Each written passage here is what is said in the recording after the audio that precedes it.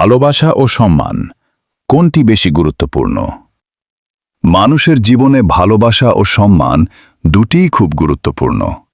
কিন্তু প্রশ্ন হল, একটি সম্পর্ক বা জীবনে কোনটির গুরুত্ব বেশি?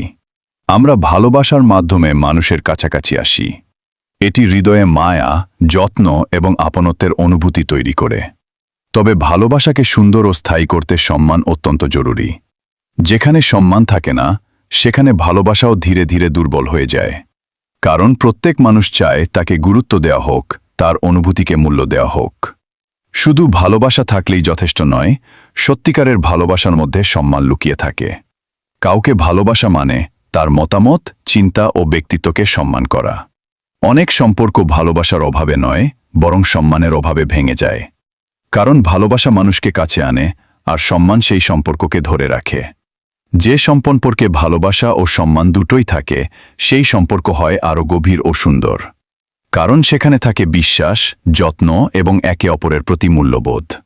মনে রাখবেন, ভালোবাসা হৃদয় জয় করে, কিন্তু সম্মান মানুষের মনে স্থায়ী জায়গা তৈরি করে।